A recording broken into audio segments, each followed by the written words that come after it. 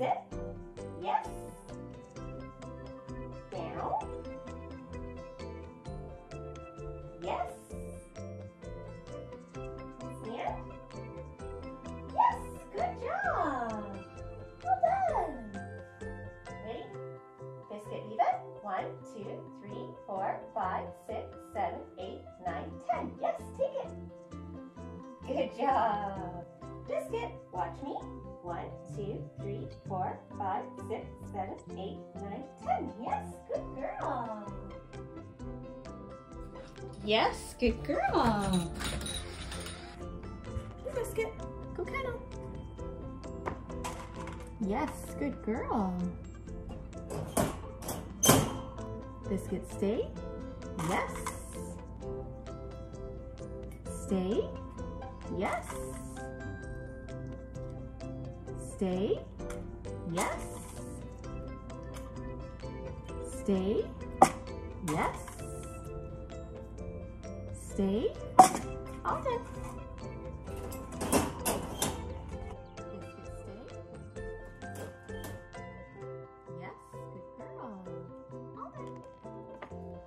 Biscuit, sit.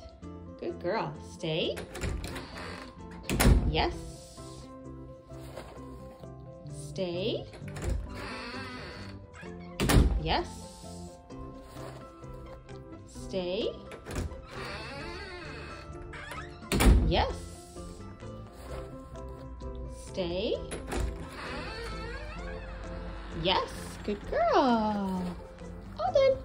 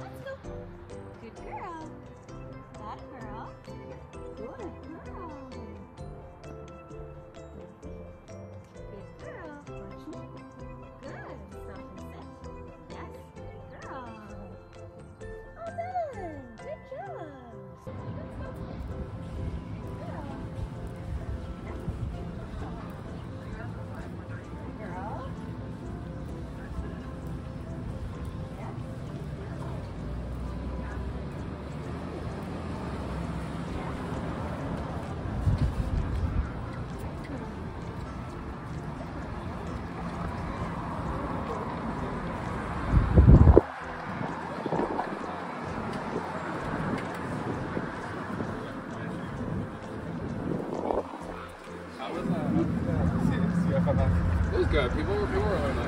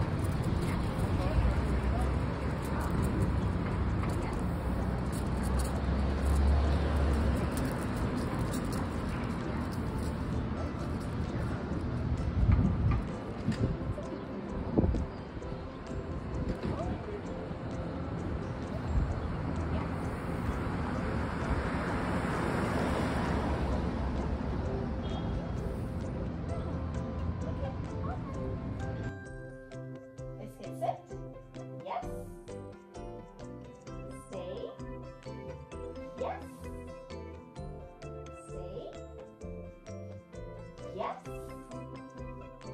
Stay. Yes.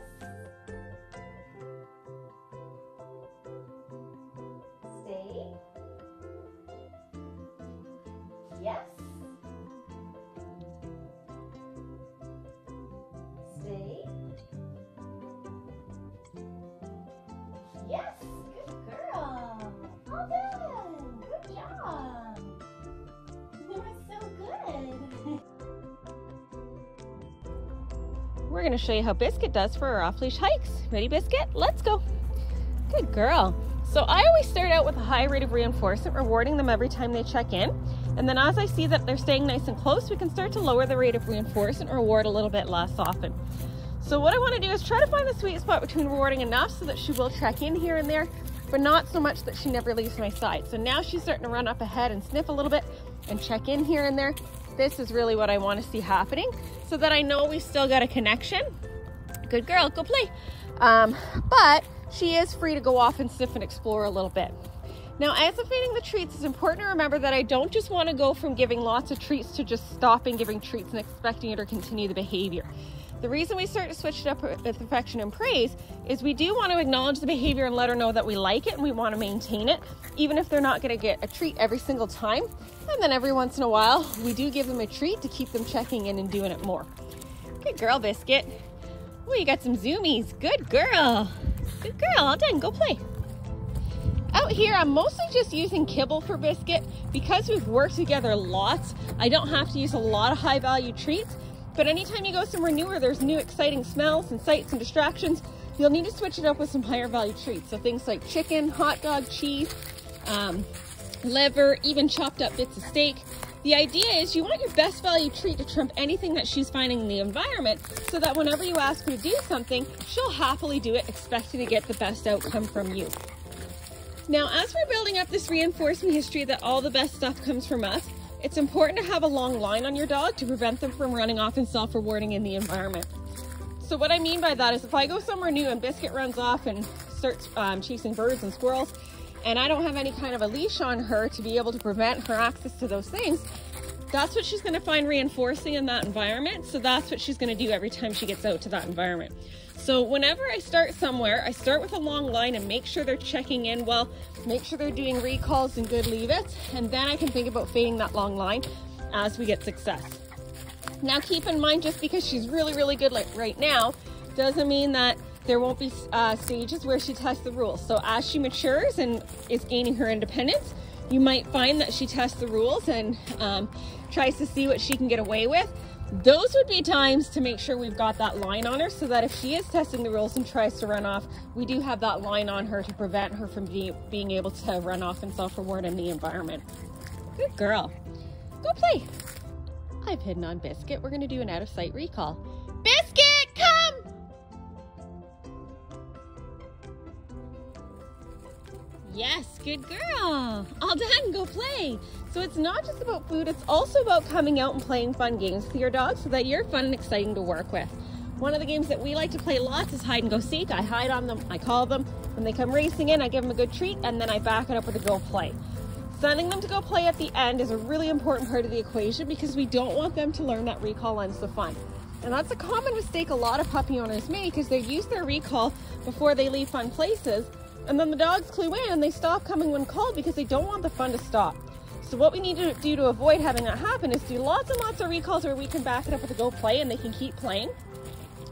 If it actually is time to leave somewhere fun, what I do is call them and leash them, give them a good treat, and then say go play and let them play for a few more minutes while they're dragging their leash.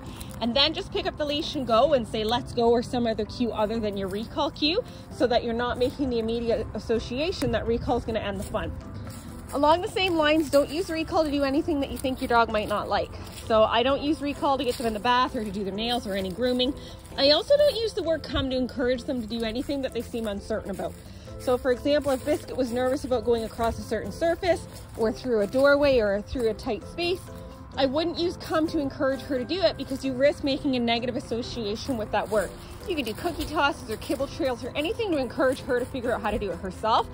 But we want to reserve using the word come for really positive things so that the association becomes like hearing the music of the ice cream truck where they come racing in expecting their really good treat, knowing that they're going to be able to keep playing and the fun's not going to stop at the end of it. Biscuit, this way. Yes, good girl. Realistically, the reward for this way does not always have to be a food reward. It really is just an instruction to follow. So changing directions and going and having fun in another direction could be the reinforcement for the this way cue. But if they turn on a dime like she just did, I do like to give a food reward to encourage a nice fast response like that in the future. Good girl, Biscuit.